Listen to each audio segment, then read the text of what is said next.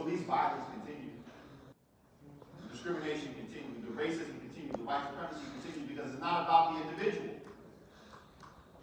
But we carry that forward. It's the bad apple theory of racism. And we do it with police all the time in the contemporary moment. In the same way we do it with Will Connor and Jim Clark in the past. It's the individual, it's not the individual. Because if you remove the individual, we still got a problem with the police. That's just an attempt to rationalize evil and not deal and not confront with that hard history. That's right. And the third thing we do is we create false narratives. That's a fancy way of saying we just make stuff up. Just make stuff up. And you can go through time, through American history, and find these examples of us just making stuff up. Like that. Now, here in Alabama, y'all may have heard of a thing called the lost cause. But that's the greatest false narrative that we have in American history. Just making stuff up. Jim Crow wasn't violent. Jim Crow was a minor inconvenience. It was unfortunate that you had to sit if you were black in the back of a bus. Jim Crow was about power. Jim Crow was about exercising the power, exercising dominion over others. So rather than confronting hard history, you wind up doing these things. And students know what we're doing is wrong. Yeah. When I teach at Ohio State, and I've been teaching there for 20 years, and I've seen this in my classes, and it hasn't changed, that my students wind up going, when they come to my class and they'll deal with some hard history, we'll talk about Birmingham 63. They wind up going through the 5-page degree. The person denies. They've had some good teachers, wonderful teachers, but they never talked about what happened in Birmingham, Alabama. Right. So they're like, Dr. Jeffries, that can't be true. Can't be. Miss Jackson would have told me. She was my favorite 8th grade teacher. How was this possible? Denied. And then they get mad. They get angry. If this is true, how come I did not know? But they never get angry at me. 20 years of teaching, I never had a student get mad at me for teaching the truth. They get mad at y'all. They get mad at teachers who they have, who they love, and who they adore, who didn't teach them this. They get mad at their parents for not sharing this history with them. They get mad at their preachers for not talking about this on Sunday. Mm-hmm. And then they start arguing, that third stage of grief, right? Well, maybe they didn't know. The love is still there. The love for the teacher, the love for the parent, the love for the preacher, the love for the sibling is still there. Maybe they just didn't know. Then I got to break their little hearts. Yes, they did know. And then ensues the depression. The real sadness of the reality of not just what happened in the past, but how that impacts our present. And why did those who I love and care about, respect, and admire not share this with me? So now they have to deal with their own trauma that we're imposing upon them. But once they work through that, and if we do, Danielle, what we're supposed to do as good teachers in the classroom, once they work through that, we get them to this final stage where, as good teachers, we want students to be, and that is acceptance. Acceptance of the reality of the past. Mm-hmm. So that they have the tools that they need to solve the problems in the future that we haven't been able to solve today. That's why that acceptance of historical reality, of historical truth is so necessary. It's about preparing young people for the future. And we can only do that if they're able to understand the past and the present. William Faulkner said, the past is never dead. It's not even past. Now think about that in the context of healing. Healing from these incidents in the past. And we're still carrying that pain with us because that past is never dead. But you don't heal in the past. You heal from the past. You actually heal in the present. But the present, this present, presents a series of unique challenges to healing, to confronting hard history that we have to deal with. In 2019, August of 2019, we marked the 400th anniversary of the landing of 20 and odd Negroes, Africans from what we will call Angola now, the shores of Virginia, sold into slavery. And so in August of 1619, not only does the New York Times, the Washington Post, USA Today, scholars across the country, National Park Service, take a moment to recognize this historic event. Because 1619 sets America on a particular trajectory. It's a choice that will combine capitalism with racism,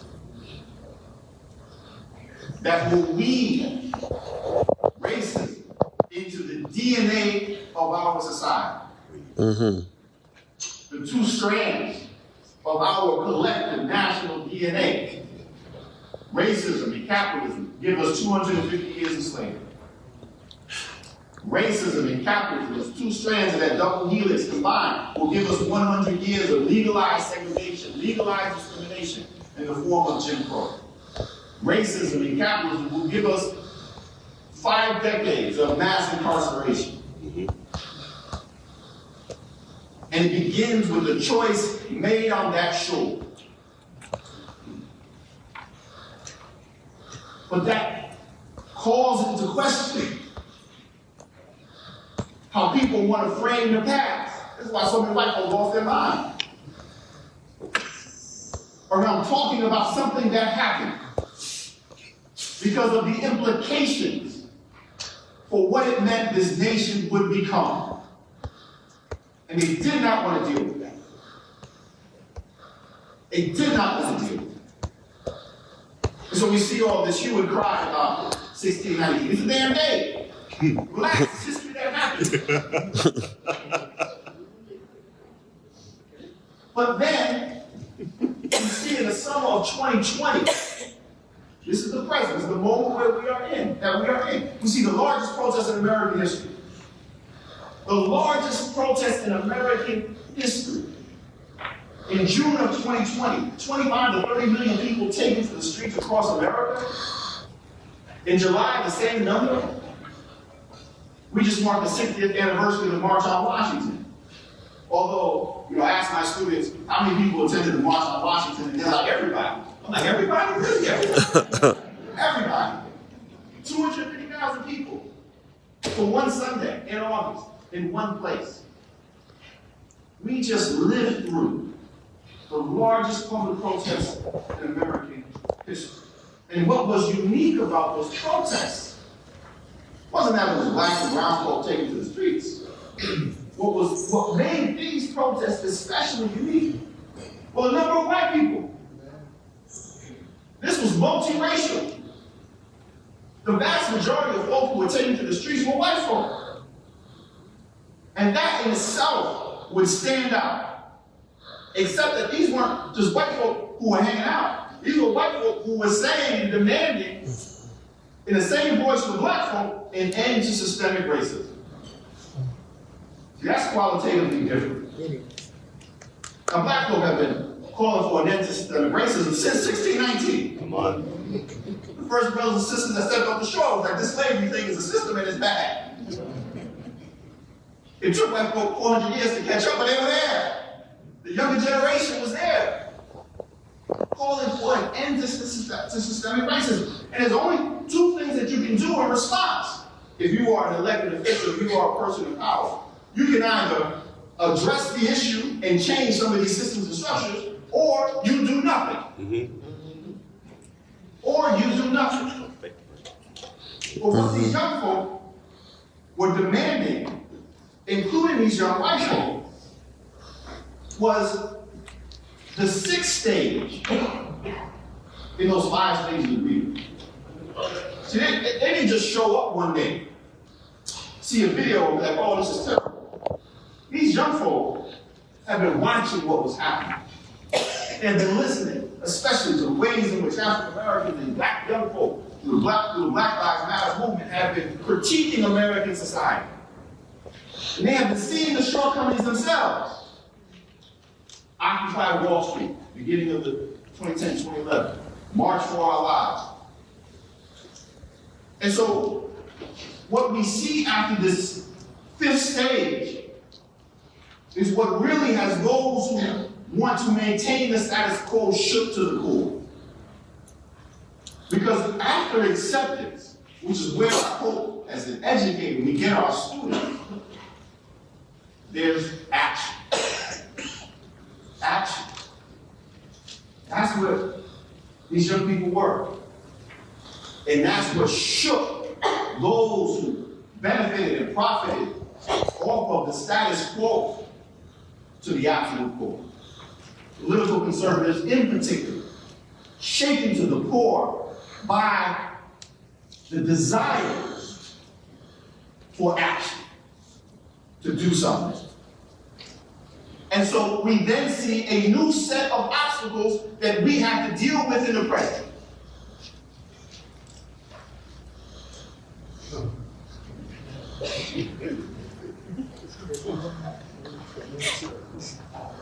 Okay. Sorry. In September of 2020, this guy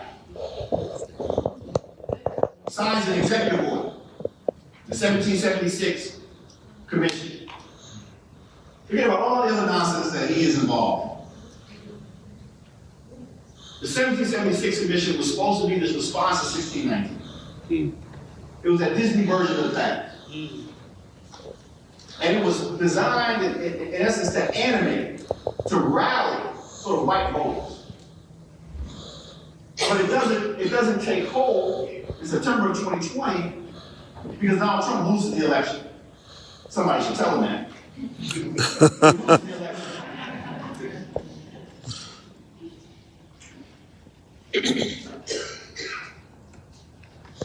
But that document is critical because that document, although when Joe Biden takes office, rescinds the executive order, that document is taken whole cloth by Republican-controlled state legislatures across the country, and it becomes the basis for the anti-critical race theory, anti-divisive concept bills. That document. And then, of course, the context that we're living in. We see January 6th, 2021. This isn't just political violence. This was political violence in the name of white supremacy. Because why were these people there? Going back to that problem of white supremacy is connected to violence. Why were they there in the first place? Because the former president said the election had been stolen. But where was it stolen? It was stolen in Atlanta, Georgia. It was stolen in Milwaukee, Wisconsin. It was stolen in Detroit. It was stolen in Philadelphia. It was stolen by black and brown people.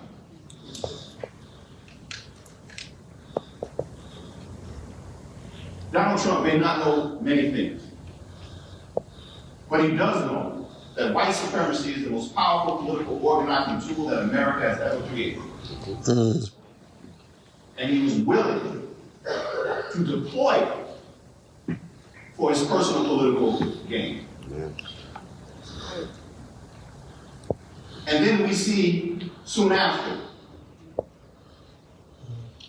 because Trump loses because political conservatives lose the White House, we see a wave of voter suppression bills coming out of Georgia, new voter suppression laws, but of course already in Alabama, the congressional districts have been gerrymandered, reduced to 1, the 7th congressional, which of course is in the courts now. Surprisingly, about the Supreme Court. You know, when this Supreme Court says, look, y'all have gone too far, that says something. But we're also in the midst of a constitutional crisis that isn't just in D.C. around the president, it's also right here in Alabama because the state legislature is refusing to accept what the Supreme Court has said. I mean, they're engaged in nullification. I thought we solved that. But this connects to that 1776. This connects to that Disney version of the past. Because the Disney version of the past wanted to erase history, not wanting to confront our history, not wanting to deal with Birmingham 63, is about political power. It's about political power. If you control the narrative of the past, then you can control the political present. They don't want people talking about systemic racism. They don't want people talking about the actual issues of political disenfranchisement. But white supremacy is able to animate folk. And so we saw here in Alabama, as we saw in Georgia, Mississippi, and Ohio, across the country, the state passing these anti-critical race theory, anti-divisive concepts. Not wanting to deal with history as it happens.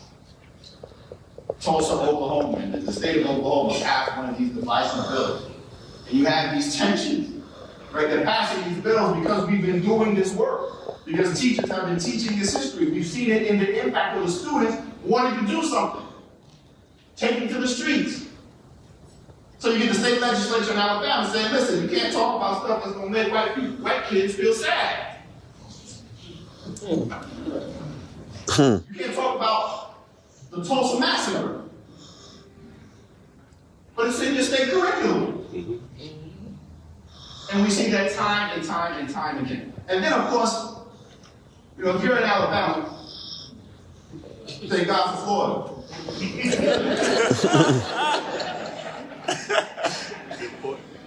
Well put, sir. Well put. Because of all the insanity, all the nonsense that is coming out there, led by their governor, Ron DeSantis. But Florida is not like Las Vegas. What happens in Florida does not stay in Florida. It spreads like a virus, and it will impact not only us here in Alabama, but everyone around the country. And we're already seeing it. Because the legislation that we see there becomes copycat legislation, just like we saw with the 1776 executive order. You know, 1 year after January 6th, on the first anniversary of January 6th, Joe Biden gave a very powerful speech in which he called out, really for the first time in a public way, violent white supremacy. He labeled it, that January 6th is domestic terrorism, is violent white supremacy. And I was watching his speech, nationally televised, many of you may remember it. And I was in the living room, and I'm folding clothes, because that's what you do at 8 o'clock in that case, right? You fold clothes. I'm watching the speech, and around the 18-minute mark, you can go to C-SPAN, check it out, the 18-minute mark, Joe Biden says about what happened on January 6th, this is not who we are. This is not who we are. And I stopped folding clothes for a second. And I was like, Joe? Really? This is not who we are. I was going to give him a pass. Like, okay. But then he follows that up with, this is not who we have ever been. Yeah, exactly. Oh, Joe, you went too far. You went too far. This is not who we are. This is not who we have ever been. Yeah. Political violence in the name of white supremacy. This nation was born out of political violence in the name of white supremacy. 1619 was political violence in the name of white supremacy. The American Revolution was political violence in the name of white supremacy. The Civil War was political violence in the name of white supremacy. What we saw here in Birmingham in 63 was political violence in the name of white supremacy. January 6th was political violence in the name of white supremacy. This is exactly who we are as a nation. Tell that. So the obstacle that confronts us, that prevents us from healing, isn't just coming from those who don't want to deal with the history because they're opposed to what it says about ourselves in the present and past, because they're trying to preserve something. It also comes from those of us who want to see change. But we can't heal if we don't acknowledge what actually happened. If we don't acknowledge how it continues to inform and shape our lives, how it continues to create harm. James Baldwin, when in doubt, when you're trying to figure something out, you turn to the Bible, but then quickly turn to James Baldwin. James Baldwin said, "We are our history." Come on. We are our history. We are our past. The good and the bad. The tragedy and the triumph. The pain and the suffering. The joy and the love. We are our history. So that which has occurred in the past, the trauma that has occurred in the past, the wounds that have been inflicted that we have to heal from. We cannot heal from that if we ignore the past. Any good therapist will tell you got to talk about the past. And not just the moment. Not just the moment of trauma, the past. Because the past is context.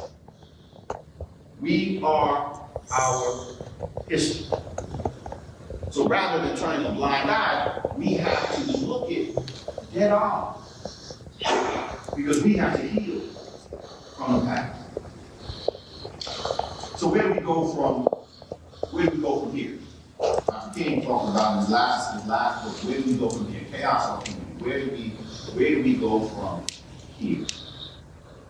I would submit that if we're talking about and teaching about Birmingham 1963, this pivotal moment, not just in the civil rights movement, not just in Southern history, but in American history. If we're talking about Birmingham 63, then we have to talk about it as a civil and human rights struggle. This is critical. This wasn't just a civil rights fight. This wasn't just a fight for rights that are granted by government. The African American freedom struggle embodied, amplified, exemplified by what happens in Birmingham in 1963 was also about a human rights struggle. Securing those basic human rights, rights that are granted by God, rights that are granted by nature, rights that are granted that no one should be able to take away. And this isn't something that a historian upon the past renamed our organizations that. The Alabama Christian Movement, for what? For human rights. And we're trapped with this misnomer, this narrowing of what the goals of the movement were, simply by talking about it in terms of civil rights. Civil rights is the context. State government, state law. The state is the context, but the struggle was always about more than what can be granted or taken away by the state. So we're talking about Birmingham. We use this as a point of entry to talk about these broader goals. The Constitution doesn't say anything about education. The Constitution doesn't say anything about health care. The Constitution doesn't say anything about decent housing. And yet these are all things that black folk here in Birmingham and elsewhere were fighting for. When teaching and talking about 63, in this context, it's critical that we talk about this in university. What were black people fighting for? They were fighting for democracy. Southern Christian Leadership Conference with partners, obviously that's Dr. King's organization, and partners with his local affiliates here in Alabama. The motto of the Southern Christian Leadership Conference was to redeem the soul of America. It wasn't to redeem the soul of black folk. To redeem the soul of America. This is about the nation. This is about creating and forging a more perfect union here. This is about freedom. This is about democracy. It's about civil liberties and civil rights. So those who want to pretend as though talking about these difficult paths, talking about Birmingham 63, or whatever, is somehow creating shame or blame. No, this is talking about the universals that we all should want to aspire to. If you believe in democracy, you should be studying what happened in Birmingham in 63. Full stop. We need to lead with resistance. When talking about what happened in Birmingham, we need to be talking about the ways in which black folk are fighting for freedom. Fighting for freedom. Especially for young people who don't have a context for understanding what the struggle was all about. If all they've ever seen are the images of black folk being beaten and being hurt, then there's no point of connection. The way they connect to the humanity of those fighters for freedom is that we point out the ways in which they were resisting freedom itself, resisting white supremacy itself, the ways in which they were fighting. So we lead with resistance. Not only during the civil rights era, we lead talking about it during the Jim Crow era, the building of black businesses and the building of black community, and the ways in which black people survived institutional slavery. You capture the humanity of black folk by talking about the ways in which they have always fought for freedom.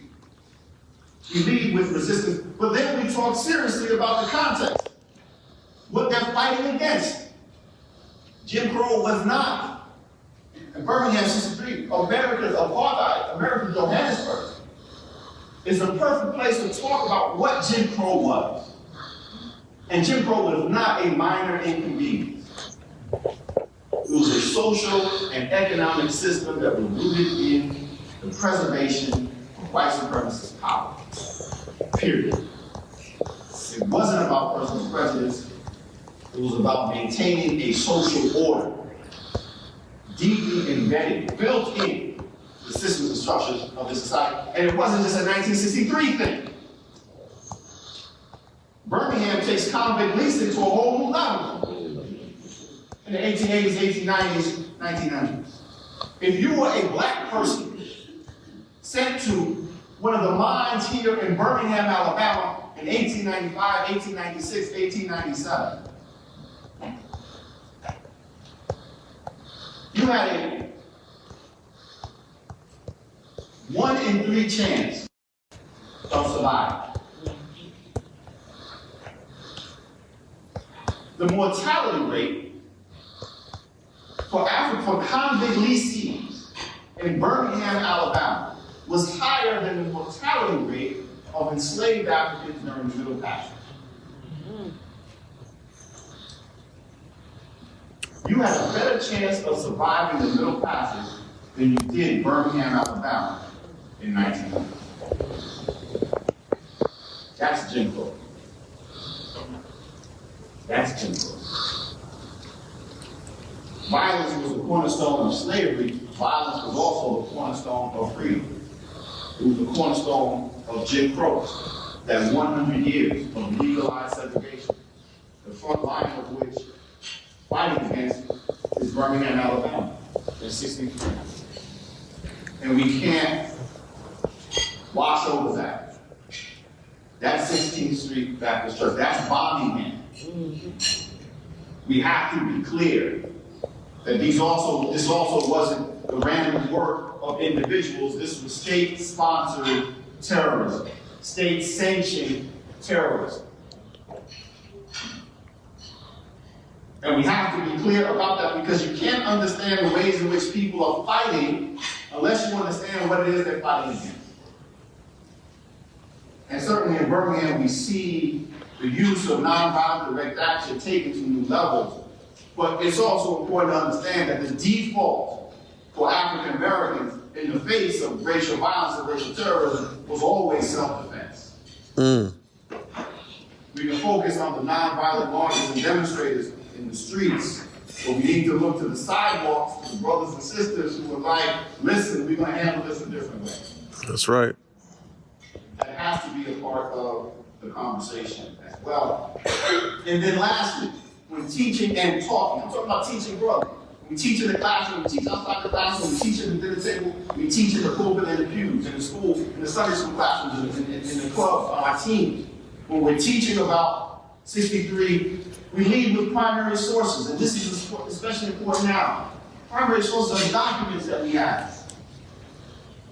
See, the one thing that we have on our side, that the opposition, those who don't want to deal with history honestly, those who are unwilling to confront our history, who refuse to confront our history, the one thing we have that they don't is we have facts.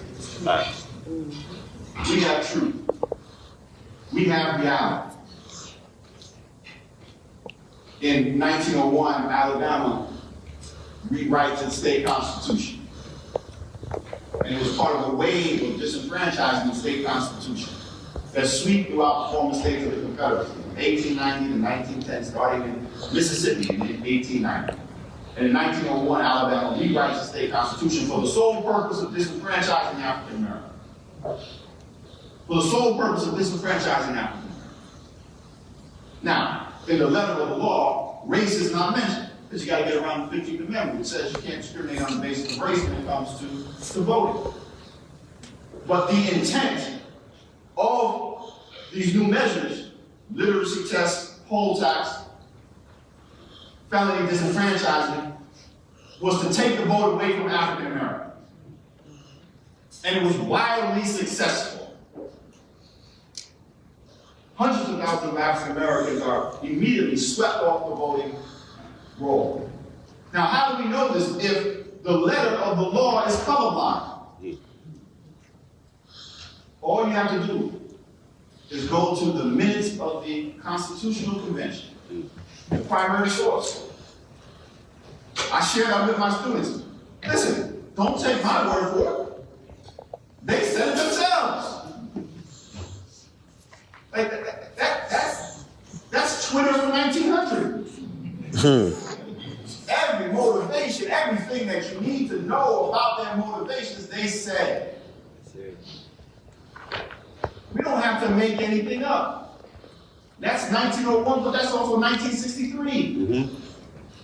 Why are they turning on hoses on black folk in the streets and children in the streets? All you do is read the newspaper. It'll tell you why. The desire to preserve segregation in education, the desire to keep black folk out of what they conceive and consider to be all white working class neighborhoods. We lead with primary sources so we don't have to make anything up. Let the history speak for it. This last word. I'm a girl dad. I have 3 daughters. My oldest, Asha, is just turned 13. My middle daughter, Ariana, just turned 11. And my youngest daughter, Alayla, is now 8 years. Is 8 years old. The African Daddy's life. In 2019, so 4 years ago, they all attended the same school. In 2019, 4 years ago, my youngest daughter, Alayla, was in preschool. Not even in kindergarten, all in the same school. Had the same teachers my other 2 daughters had. And we were coming up on the King holiday. And the teachers in the past, there's a school-wide assembly, and the teachers in the past, would bring the preschools to the school assembly and listen to the other students, and they'd have the speaker, and But this year, they were like, the kids, we don't know how much they were getting out of it, and we talked a little bit about Dr. King or whatever. And so one day as I was going in to drop off a Layla at school, the two teachers, pulled me aside. They knew I teach the African American history, they knew I teach about the civil rights movement, and they said, Dr. Jeffries, we have a favor to ask. We would love it if you would come to Alayla's class and talk to the class about Dr. King. I said, hell no. Wow. Because 4-year-olds scare me. My own 4-year-olds scare me. Because they're unfiltered. Right? They're little sponges that are unfiltered and they ask questions and they ask too many questions. My auntie still asks too many questions. I was like, no. And they were like, are you joking? I was like, no, I am dead serious. I'm not coming. Right? And then to assuage my concerns, they say, well, listen, they don't know that much about Dr. King. In fact, when we asked them about Dr. King, one of the little girls said, yeah, we know how Dr. King died. And the answer to that question was he was slaved by black. What? I was like, what are you talking about? Because kings get slaved by black. So they were thinking about him in this sort of fairy tale. Yeah. And so when the teacher shared out with me, I'm like, is this supposed to help me? Yeah, this is what I deal with now. So they applied a little bit more pressure, and finally I said, no. I said, okay, fine, right? I'll come in, and I'll talk to the kids for a few minutes ahead of this MLK assembly. And so this is that day, and when I went in, and my daughter's in the back, the head was bowed down at the time. So probably embarrassing. When I come, I said, okay, how?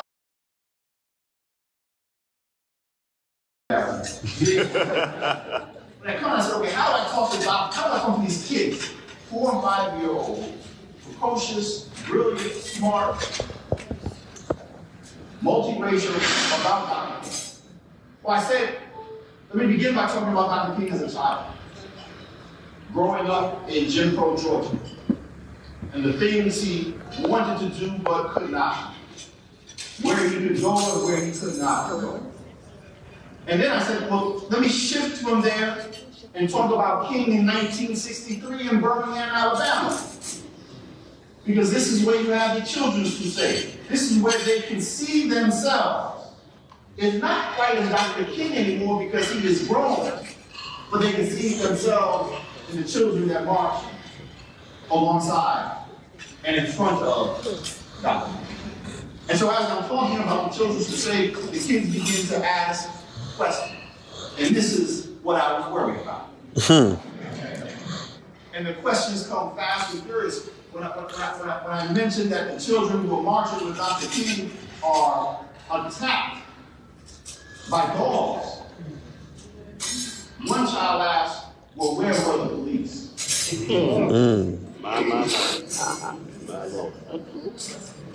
Where were the police? Another child, as we were talking, and I did have to answer the question. They were the police. I got some emails from some parents after that, but that's okay. That's what happens when you bring me into the classroom. Kid asked the questions, I answered. Another child asked, we know that Dr. King was killed 4 or 5 years ago. And we had cleared up that it wasn't my dragon. Right? And that's for any of the other children who marched alongside me. And my answer inside was no. But the children were jailed, maybe some were hurt, but none died that day. We finished up. I finished my 15 minutes. That week. Yeah. I guess a little quiet, and I get the hell out of there. Later that evening, I picked Alayla up from school. She hadn't said much about, me being there or the assembly. She was kind of quiet on talking about those things. And it wasn't until late that night. I mean, late that night.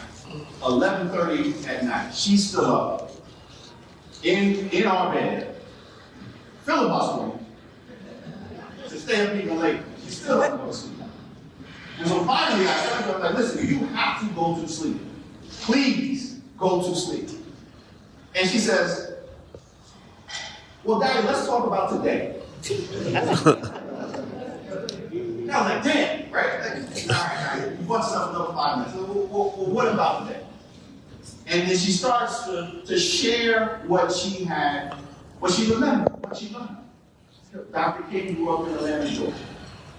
The children marched with Dr. King. It was police dogs that were, and firemen's hoses that were turned on the nonviolent demonstrators, that were turned on the children.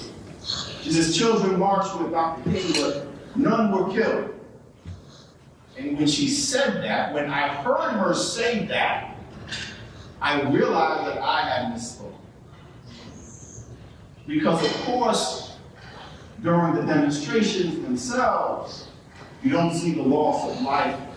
But then in September, 2 days from now, 60 years ago, 6 children, 4 little girls, will lose their lives. Yeah. And so I said, Layla, I misspoke. I was wrong. In fact, there were some children who lost their lives. And she said, what were their names?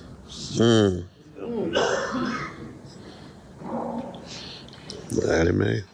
Addie Mae Collins. Cynthia. And getting a battle on. I said, Carol Robinson. I said, give me my phone. Denise Yeah. McMahon. Give me my phone. And let's Google it. So you Google the names, 4 little girls, and you'll see the 4 pictures. Those sort of yearbook pictures that we've all seen in black and white, grainy black and white. And I showed it to her. I said, these were 4 of the girls.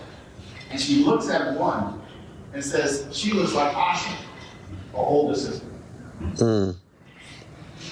Grainy black and white picture.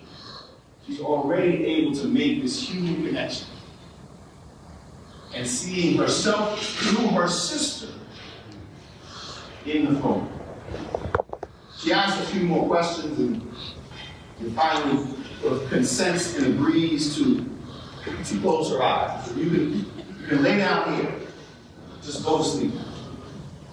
And I'm fiddling around the room for a few more minutes, and it looks like she has drifted off to sleep. She's not moving anymore. Her eyes are shut. And as I'm about to walk out of the room, I hear her say, without opening her eyes or even turning around, I think he was trying to say that America was damaged. Stop me in my house. I said, what did you say? She does not open her eyes. She does not move. She says, I think he was trying to say America was damaged. I said, who? She said, Dr. King. I said, damaged? I had never heard her use the word before. She said, damaged. And I just stood there looking at her. She drifted right back to sleep. Never said another word.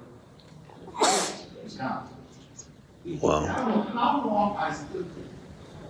And part of me was thinking, I've been studying this stuff. It's 30 years. And she summed up in one sentence of a 4-year-old. Come on. Exactly what Dr. King was trying to tell us. That America was damaged. And that is what we don't understand. That's what we don't acknowledge. That's what we don't want to recognize.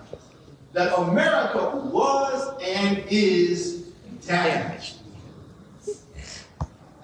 And we can't heal if we don't acknowledge that reality.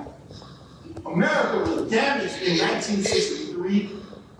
America was damaged in 1619. America is damaged in 2020. That's right. But she saw it. She understood the message. And if she and her generation are able to acknowledge that, they will lead us in our healing. They will lead us in our healing. Our job is to do the teaching, is to speak the truth, is to share the truth. They can handle it. We have to get out of their way. Get out. That's right. And it begins here, getting the tools, coming together, doing the work, being a part of that process of healing, and sharing it wherever you go. There's a balm in Gilead to make the wounded whole. Thank you very much.